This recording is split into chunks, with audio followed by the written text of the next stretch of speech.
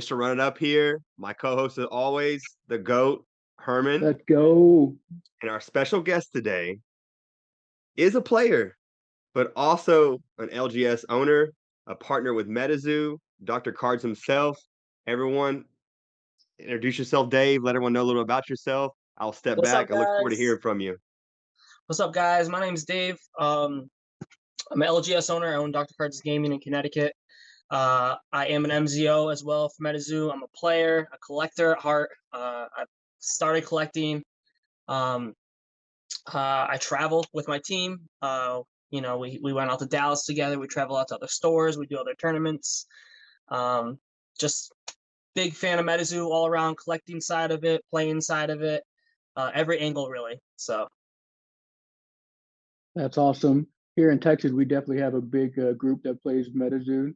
So I know in that area, East Coast has always been trying to push for more competitive events in there. So it's great to hear that people have places to go, like local places.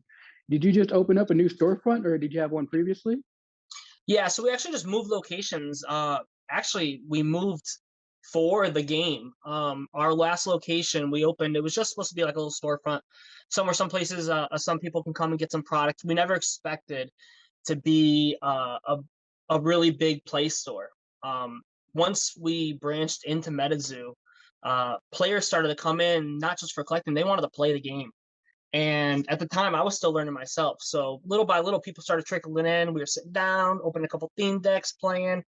And just, another person walked in, another person, and little by little, we had a big group of 8 to 12 people wanting to play weekly. And our old store, we could only fit comfortably a good 8 to 10. So we were getting to that spot where it was getting really, really tight for some people. So we looked at a new spot. We ended up finding we could fit up to 48 people now. And we literally just moved last week. And it's all based off of the play side and organized side of MetaZoo. So came out really great. How many people you can fit now in that new location? 48 people. Wow. It's crazy. Yeah, for people who aren't familiar with LGSs, 48 is a really good number because you're able to run usually 3 events at one time on Saturdays, which is a huge day a lot of people like to play. I've worked for several places that had to get bigger because like Pokemon and Yu-Gi-Oh go, so someone gets squeezed out. Like if you go to Epic, they can play 4 or 5 sometimes, depending on how many people play. But that's awesome to hear that MetaZoo is actually a growing factor in LGSs now, which is really interesting to me because usually I've had it's always been Yu-Gi-Oh, Pokemon, Magic. I think that's awesome. Were you a partner previously before UFO? I know you are one now. So I joined right after Wilderness dropped. I missed the allocation for Wilderness. I had gotten the allocation through my distributors, but as far as being a partner through MetaZoo and getting them through MetaZoo, I literally joined like a week after the release of Wilderness. So UFO is my first partner allocation with MetaZoo. I'm glad to hear that someone else who missed the Wilderness drop could jump in easily. So that makes me feel good as a player that they're not throttling. They're actually taking people who are like, we have players, we're running tournaments, you can get in immediately. That's fantastic in my eyes for the growth of the community. Yeah. Especially some people were just like, my store lost their allocation. I mean, did y'all play? Yeah. As a player, I get it as a collector that you're upset, but they do still have like a lot of online options, in my opinion. Yeah. There's nothing like being in person though. These in-person events, the reactions, it's just a whole new ball game, and it's we're just trying to grow one store at a time. One thing I like that you do, Dave, and this is why I want to have you on, is that you're supporting other LGSs as well. I do watch everyone, on social media, and I saw that y'all had a big turnout at another location. Hope to have them on. I've talked to Larry many times, and it looks like y'all had a great turnout.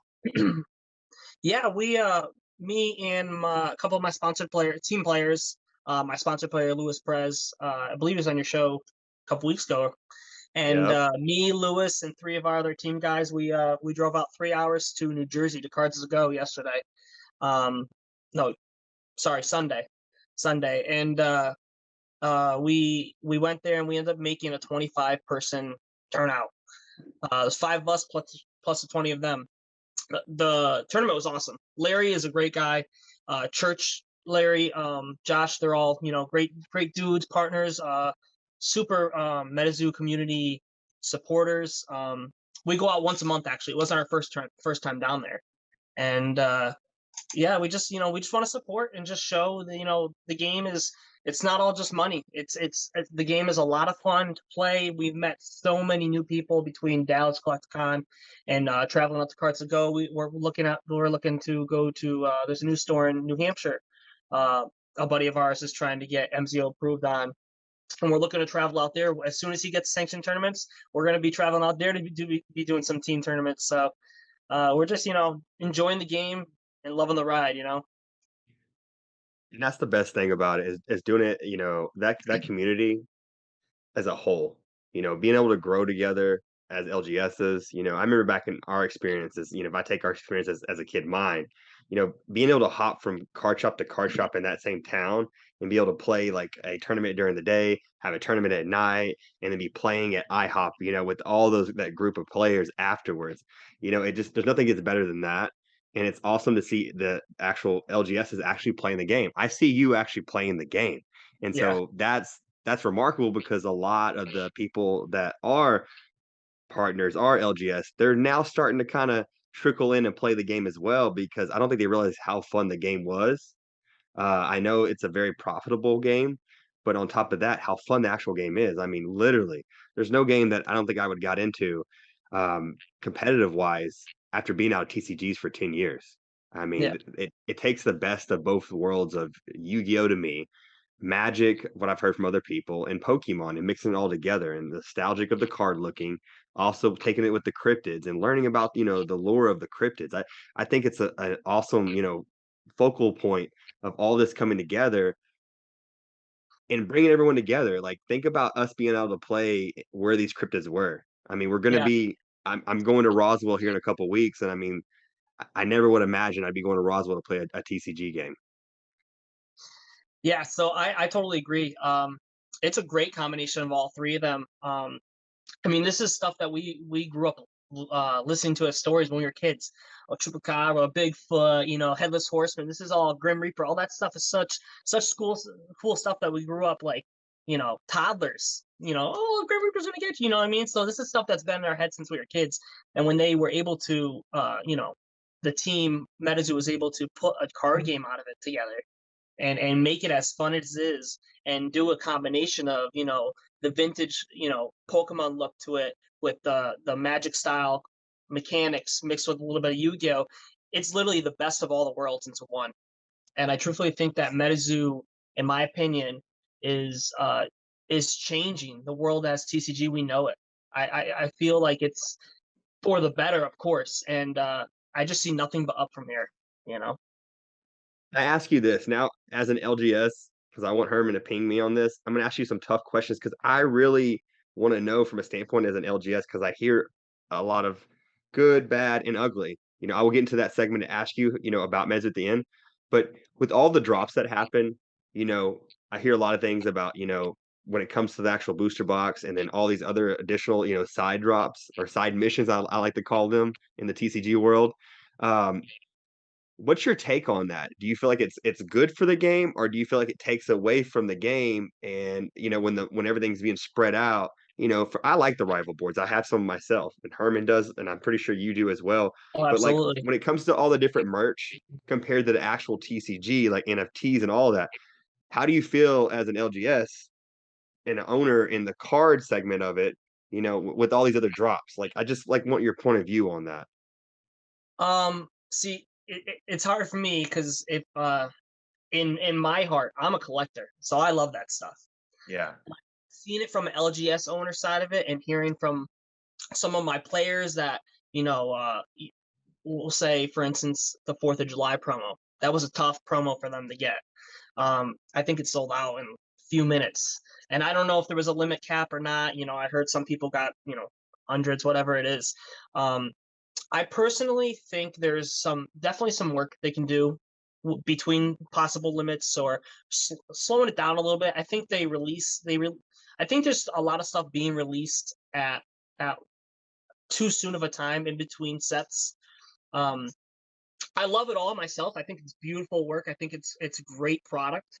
Um, but I think that it could be tweaked a little bit, if that makes any sense. Maybe slowed down a little bit, limited a little bit.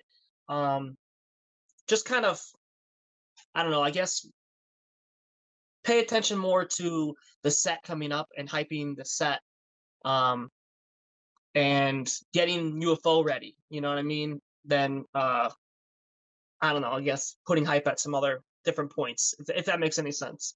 No, it does, and I understand, that's why, I like to ask these questions. I know they're not the easiest questions in the world, especially on both sides of the spectrum, but I know Michael, he's phenomenal. He has a great business acumen as well. I know his background, I know a lot about on him as well, researching, and then me, just having an accounting background, I'm always wanting to understand, his thought process. Understand why, why there's brakes and no gas. I think on competitive Yeah. play for a little bit during the summer, I felt like you should have been hitting it hard and doing that. But I got to see the bigger picture. They did just host one of the biggest tournaments, in TCGs, and the payout they had. I mean, that's huge. I get it Huge. all, and we have to realize that it's still growing, and there's only so many MZOs and so much staff of MetaZoo. And I think as players, as LGSs, as MZOs, as collectors, I feel like we want so much. We have to realize that we're perceiving what we want from games that we've been playing and we've seen grown out for almost 10 to 15 to 20 years. And so we have to be patient. Herman, what's your take on this? I know you got a lot to say. Oh yeah, this is definitely one of my favorite things to talk about. But before I do that, appreciate everybody that's watching. Thank you all for joining in. This is definitely a super special episode that not a lot of people get to do with LGSs. So if you like this stuff like this, please comment, subscribe, get in touch with us. We want to hear your opinions. But back to that, I like the stuff that they put out. Like this thing is one of the cutest plushies ever with the tail and all that. I mean, like this is great for collecticon purposes. It gives people a reason to come back. The only thing I have a problem with is it feels like when the product drops, it's clumped. It feels like that I have to split my focus in so many different directions. It's like I want one of each of all the structure decks. I always want 5 structure decks, maybe 2, depending on how much you get. Now you only need 1. Thank you, MetaZoo. I don't need to buy 2.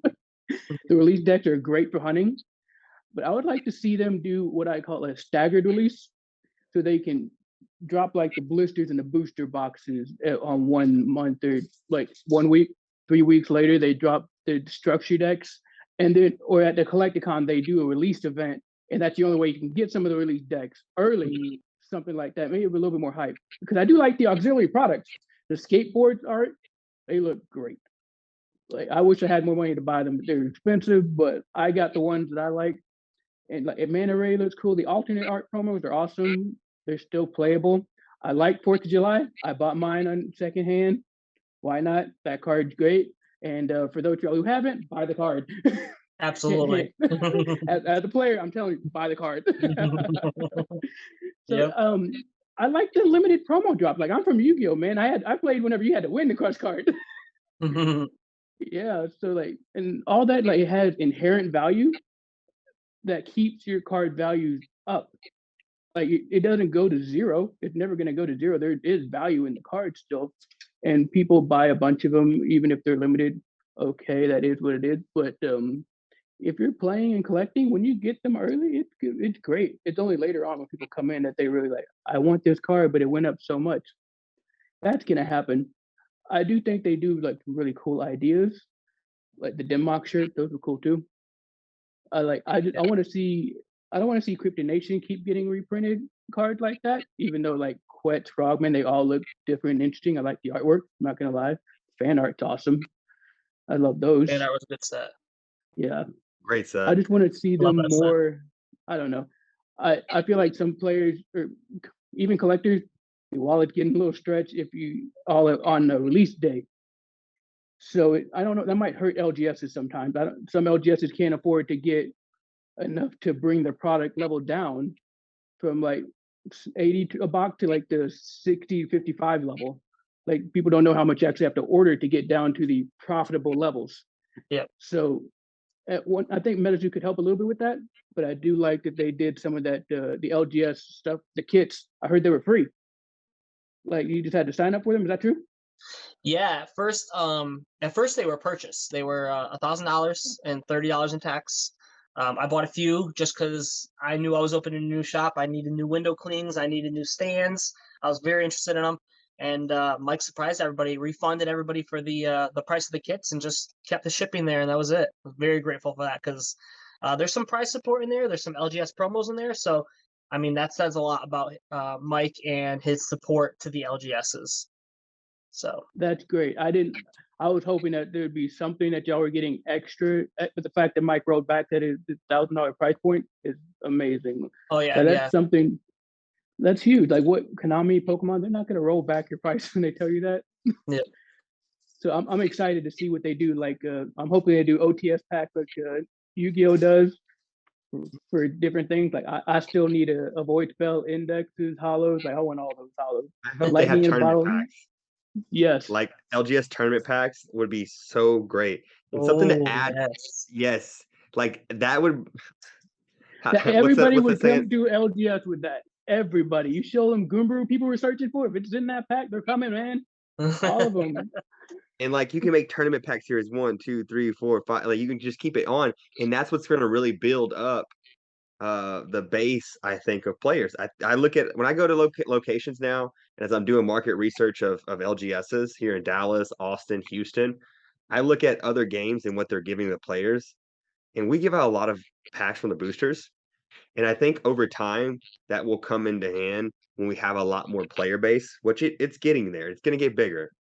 But I think over time, like when everyone looks at Michael and they look at the print run of each set, and we look at Nightfall and how great Nightfall was on just turn, sell, rip. I think Michael has projected this game, and I don't think people are seeing the full projection. Instead of looking at the mass of how many boxes, maybe Michael foresees because we talked about the Caster Cup or what he didn't call the Caster Cup. He's gonna have a big tournament, and he stuck to his word after a year. I remember when I talked to them and they told me at the first tournament that I won that they were going to have a cash tournament and how much money they were going to be, and they stuck to it. So if Yeah, you look at they the increased perceived, it. They they increased it. increased it. Yeah. So if you look at the perceived boxes, I think there's a lot that Michael is really focusing on that we don't all get to see for competitive play. And he's assuming that there's going to be thousands of people playing this game. So for everyone seeing the perceived value right now that there's multiple boxes, I mean, I think right now is a great activity. If you can pick up stuff, I think it's a great because I don't think you're going to be able to do it 5 to 6 years from now, where everything's been ripped and everyone wants the staples, right? People are like, Right. there's so much out there, right? Now, but 5 years from now, let's see that price, skyrocket as we have different sets. The meta changes. There's more than one meta deck. There's five.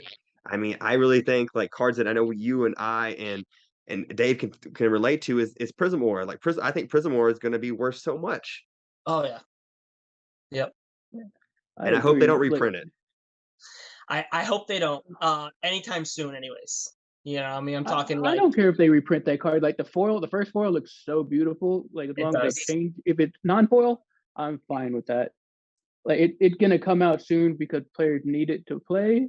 I hope they don't touch it because Wilderness kind of got beaten up by everybody selling it and just dropping the price out from it. But I love the card.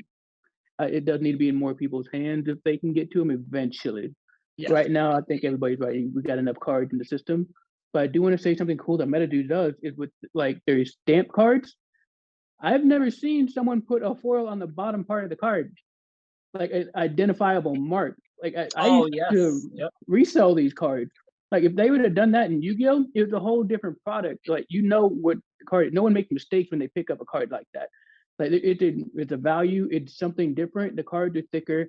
They're actually like sturdy, and there's a different like I don't know. People get OCD and they want the card to match.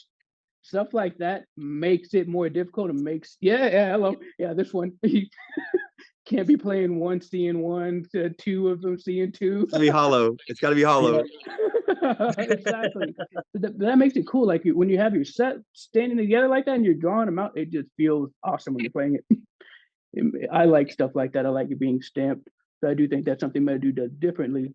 And like Logan said, as the game gets older, more people join in.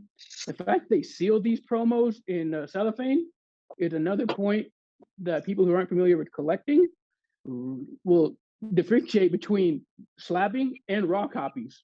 Yep. Because if you open it, it's played now. It's one of my strong points in my sales. I'll be honest. When I got a customer that comes in and I can feel the energy. They're collector, player, and it doesn't matter. When they come in asking about MetaZoo and the deck and what it's like, you buy the Steam Deck, you get a sealed deck. But for a collector side of it, you get the promo cellophane sealed, and then for a sealed collector, you get a booster pack in that theme deck. So you don't just get that theme deck and you get those 40 cards and that's it. You get another chance at something good because there's something good in every one of those sets. There's more than something good in every one of those sets. So you always have a chance at just pulling more. So their sealed product when it comes to the promotional stuff, like you're talking the cellophanes, I love. That's one of my strong points when I sell theme decks to a collector, someone that's not looking to play the game, but collect, a one-of collection, sealed deck, a release event, blisters or whatever it is. You know what I mean? So I really like that idea that they gave. They put a lot of the promotional stuff in the cellophane sealed stuff. So. I like that too, and I like to me, MetaZoo still has the best value product I've ever seen in TCG. For $20, you can get a sealed deck that's semi-playable and 3 booster packs. Yep. That first thing I bought was the event release deck with CN1, and I bought like 30 of them. So like, there's no way. Yeah. And a metal there's coin. No way. Exactly. I was like, no other there's place no is way. doing metal coins. And I ripped them all. I pulled 7 Mothmans. Oh, 2 full hollow and 5 reverse. I was like, I got lucky. Swamp Pit. Oh my god. I was like, yeah, Gassy was my favorite card when they dropped. Mm. I like anything that does with the cards in the extra portion of it. You get to use your cemetery and stuff like that. I like the second usage. Yep. It's crazy to think about product and sometimes it being, I'd say clogged a little bit. And I don't know, the verbiage there, that's just my pronunciation of that. But when you buy a box, because I've only opened 1 Crypto Nation box in my entire life. And I think I sucked all the good luck that I ever had out of opening boxes because I opened that box and I had no clue. I didn't know Mothman was that wanted. And I pulled 5 full hollows of Mothman out of that box. And then after that, I told myself I'm never opening Crypto Nation ever again. Yeah. That was it. Look out. Stop while you're up. Yeah, I didn't know. I didn't know for the longest time when everyone was like Mothman, Mothman. I was like, I have like 5 of these. Yeah. Yeah, I love I told him how many I had. Sorry, go ahead.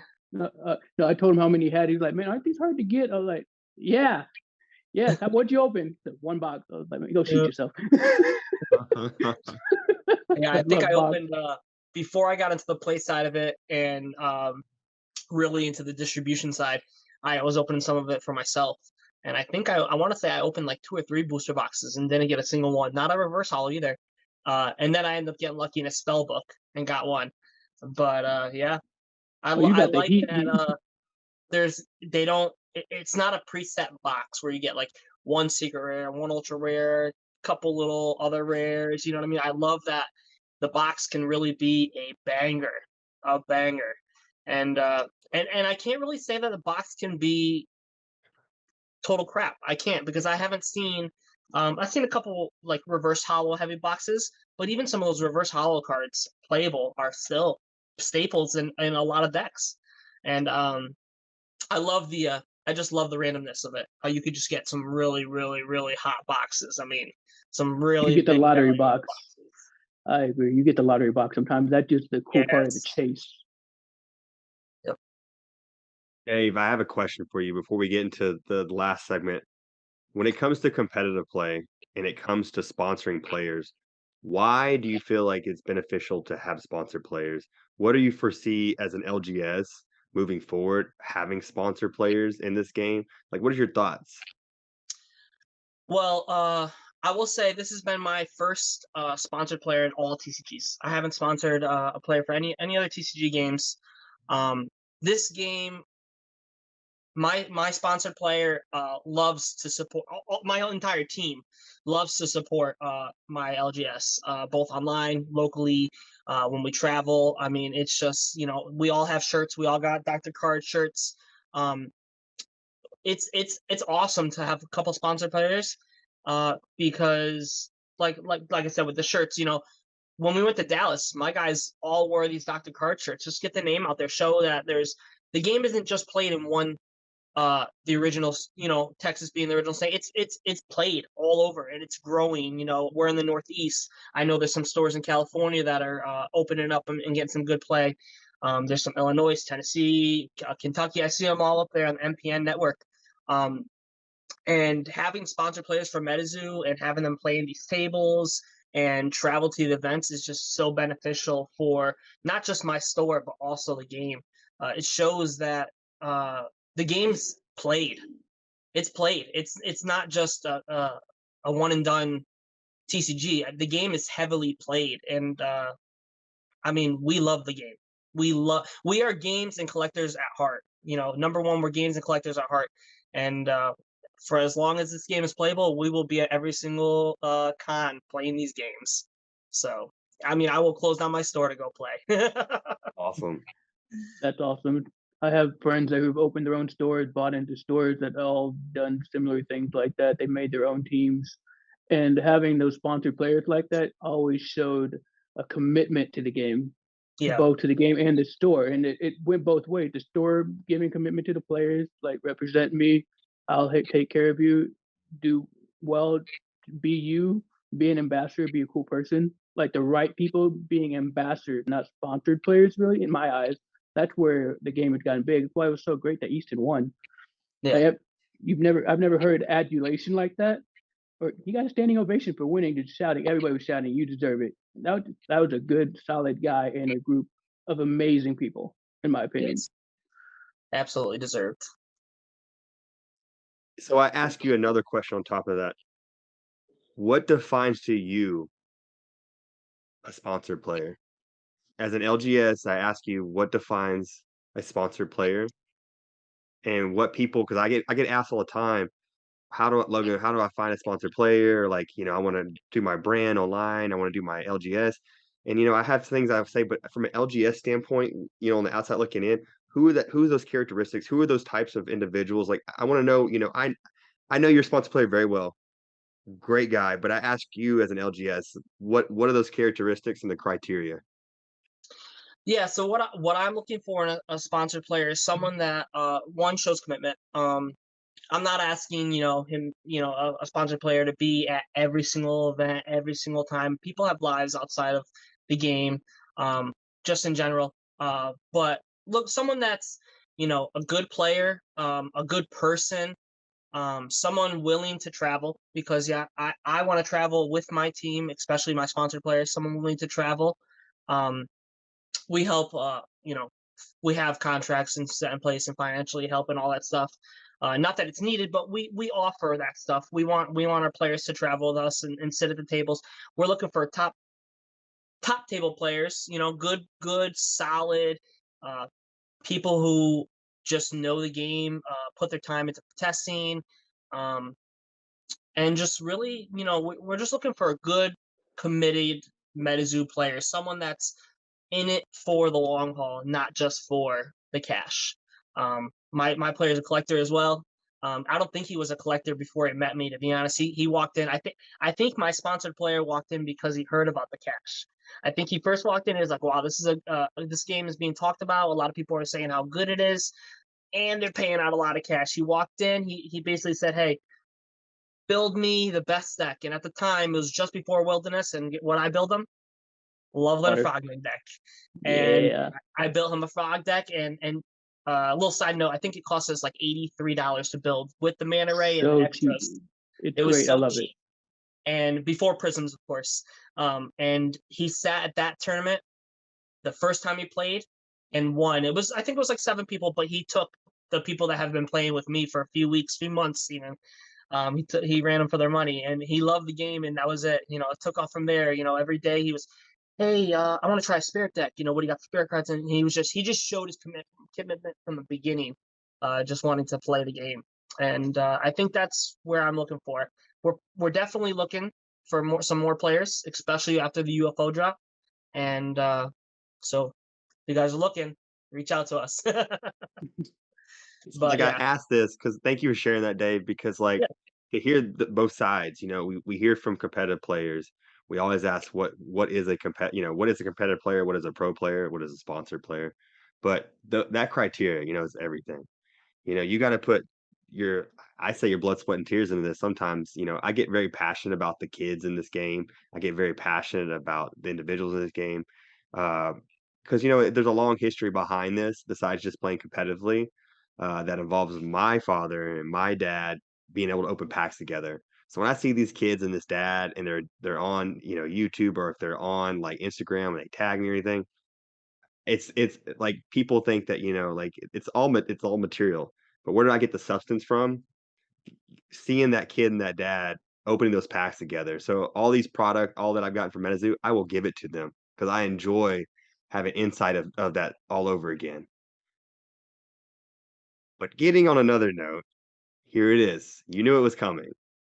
It's So I ask time. you, with MetaZoo, and I know we got about 5 minutes left, with MetaZoo, as an LGS, what is the good out of MetaZoo? What is the bad and what is the ugly? And how can we make it better? All right, so we'll start off with the good. The good is we actually tackled a lot of it already. The good is just the community. Um, just teams wanting to branch out, travel, meet everybody. The community is just great. It's bringing so many TCG players together. People that aren't not just TCG players too, just everybody in general that likes this style hobby.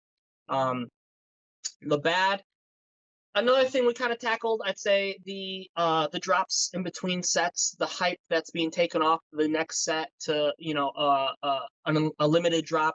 I think some of that stuff, like I said, should be kind of slowed down a little bit, and kind of organized a little bit better. Some limits, stuff like that, make it a little bit easier for people.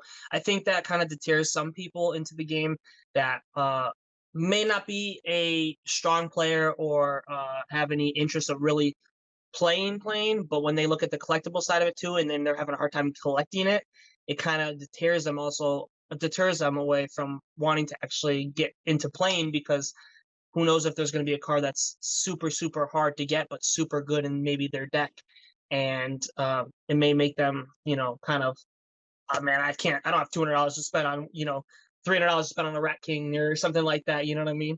And then the ugly, the ugly. Where do I start? And not that there's so much, but I just think chaos is you know or all right, organization in the we'll say just in the company as far as drops. I don't even know where to start, how to go into it.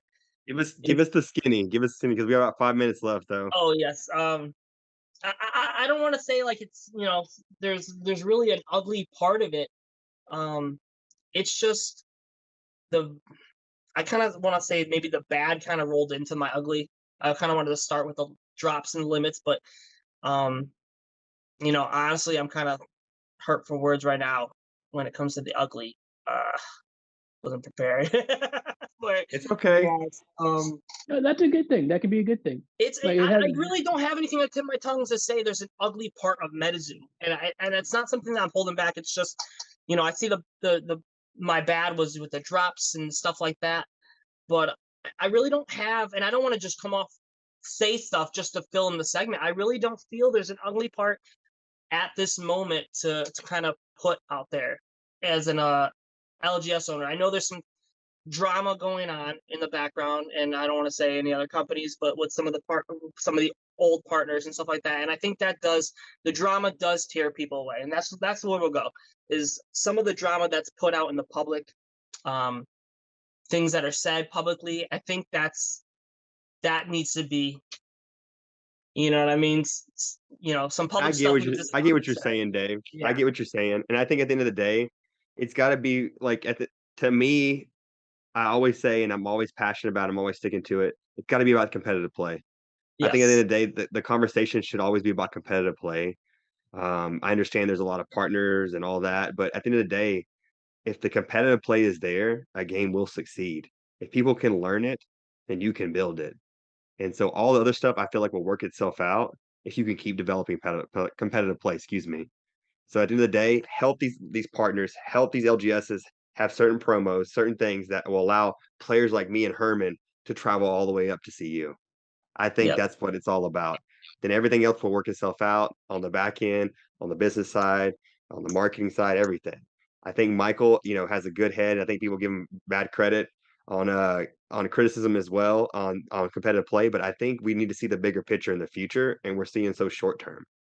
Yes. I 100% agree. I mean, do you have I anything do to add? have We to got about say, 2 minutes left. I do, I do. I do have to say, I think it's good that you don't have an ugly as an LGS. That's a different side. We have our own nitpicks and stuff like that for player reasons. I like hearing from an LGS that I don't really have an ugly because I haven't experienced one yet. That's Yes. good news to me because other people have. And to me, it just thinks there's a reason why you're a partner and the other people who are just selling the bottom out of it aren't here anymore and are the loudest voices. People I like you love are that. what we need, who are true. Like you, organization that you, it's harder to find when you don't know what it is, but you know there's something there for you that needs to change.